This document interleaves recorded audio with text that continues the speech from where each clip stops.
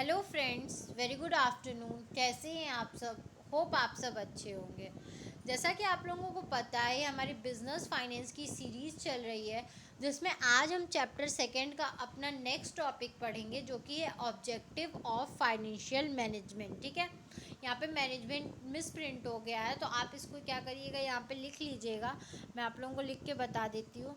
यहाँ पे हमारा मैनेजमेंट का पार्ट, यहाँ पे क्या होगा, फाइनेंशियल मैनेजमेंट। ओके, तो आप इसको लिख लीजिएगा बिकॉज यहाँ पे मिसप्रिंट हो गया है। ठीक है, तो एक बिजनेस का एक अगर फाइनेंशियल मैनेजमेंट है तो उसका ऑब्जेक्टिव्स क्या क्या होता है, आज हम वो पढ़ेंगे। लेकिन वीडियो स्टार्ट करने से पहले मैं आपको एक छोटी सी इन्फॉर्मेशन देना चाहूँगी कि अगर आपको इस सब्जेक्ट या किसी भी सब्जेक्ट के नोट्स परचेज करने हो तो आप मेरा डिस्क्रिप्शन बॉक्स चेक कर सकते हैं। तो आइए हम अपना वीडियो स्टार्ट करते हैं।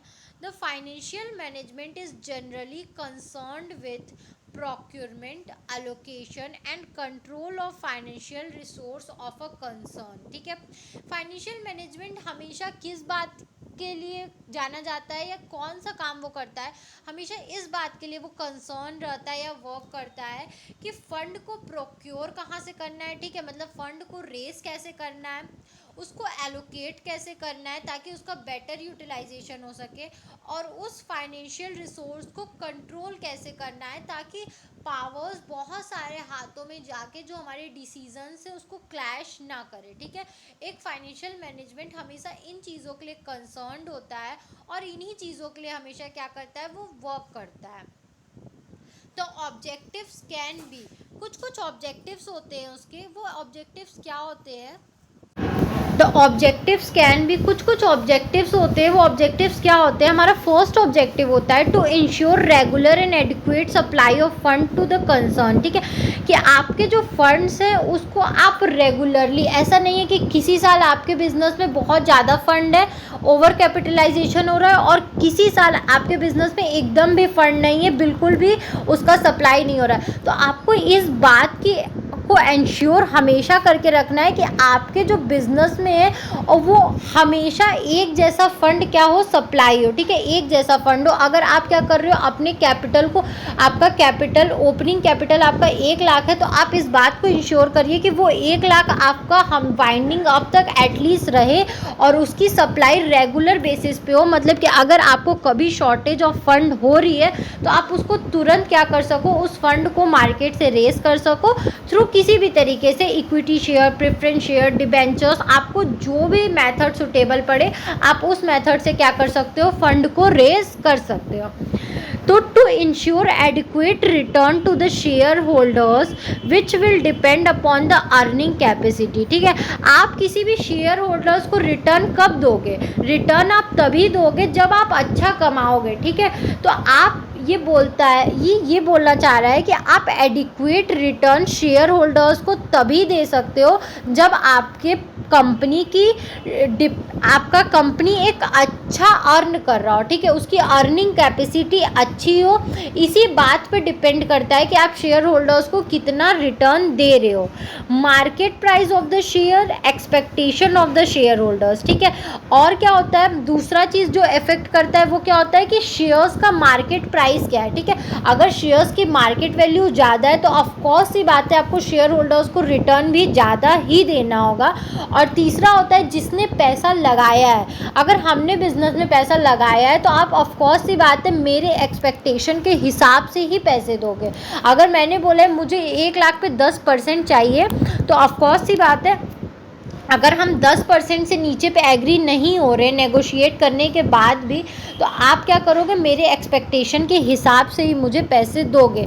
या कोई भी हो, कभी कभी होता है शेयर होल्डर्स पैसा लगा तो देते हैं किसी बिजनेस में, और जब वो देखते हैं कि प्रॉफिट ज़्यादा हो रहा है तो उनकी एक्सपेक्टेशन भी ज़्यादा होती है, तो वो क्या करते हैं, फर्म से अपने ज़्यादा जो एक्सपेक्टेशन होती है उस हिसाब से वो अपने पैसे या अपना इंटरेस्ट डिमांड करते हैं। ठीक है, तो यही होता है फर्स्ट ऑब्जेक्टिव कि आपके जो बिजनेस में रेगुलेट और एडिक्वेट सप्लाई हमेशा फंड की होनी चाहिए ताकि आप हर कुछ क्या कर सको, प्रॉपरली मैनेज कर सको।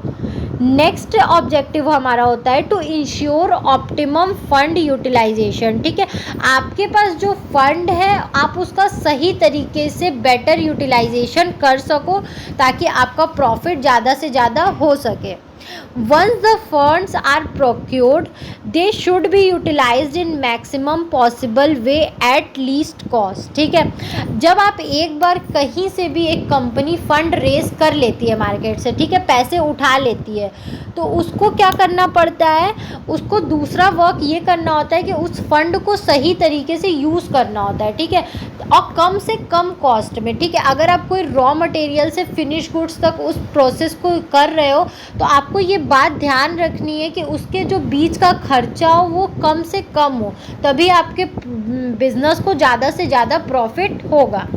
To ensure safety on investment, that is fund should be invest in safe ventures so that adequate rate of return can be achieve. ठीक है, आपको हमेशा अपने फंड्स को आप कहाँ इन्वेस्ट कर रहे हो आपको उसकी सेफ्टी भी देखनी है। ठीक है, आप ऐसा नहीं है कि अपने पैसे को कहीं भी इन्वेस्ट कर दो जिससे आपको रेट ऑफ रिटर्न या आपको उसकी सेफ्टी की गारंटी ना हो। ठीक है, आपको अपने फंड्स को ऐसी जगह इन्वेस्ट करना है जहाँ से आपको सेफ हो। पहली बात तो जिस वेंचर में आप उसको इन्वेस्ट कर रहे हो वो वेंचर सेफ होना चाहिए और आपको पता होना चाहिए कि एक अच्छा रेट ऑफ रिटर्न हमें यहाँ से मिलेगा। ठीक है, तभी आप अपने बिजनेस के गोल्स को क्या कर सकते हो, अचीव कर सकते हो। नेक्स्ट ऑब्जेक्टिव है हमारा to plan a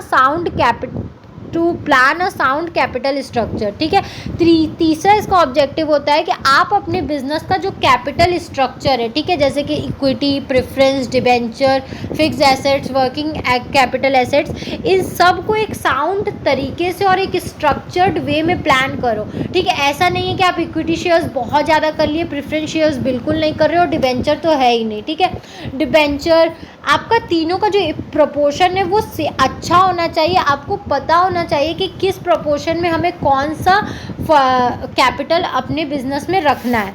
there should be sound and fair composition of capital so that a balance is maintained between डेप्ट एंड इक्विटी कैपिटल। ठीक है, आपको हमेशा अपना जो कैपिटल स्ट्रक्चर है उसको अच्छा रखना है ताकि जो डेप्ट और इक्विटी है इन दोनों के बीच में आप बैलेंस बना सको। ठीक है, ऐसा नहीं है इक्विटी आपके पास बहुत ज़्यादा इक्विटी कैपिटल और डेप्ट आपके पास नहीं है, या डेप्ट बहुत ज़्यादा है और आपके पास इक्विटी कैपिटल नहीं है। उन दोनों के बीच में आपको हमेशा मेंटेन करके रखना है बैलेंस, तभी आपका बिजनेस क्या हो सकता है, ग्रो हो सकता है। तो आई होप आपको ये वीडियो समझ में आया हो। अगर फिर भी आपको कहीं भी कोई भी प्रॉब्लम है तो आप मुझे कमेंट सेक्शन में कमेंट करके पूछ सकते हैं। Thank you very much for watching my video and do like, subscribe and share my channel. आपको इस सब्जेक्ट या किसी भी सब्जेक्ट के नोट्स परचेज करने हो तो आप मेरा डिस्क्रिप्शन बॉक्स चेक कर सकते हैं। Thank you.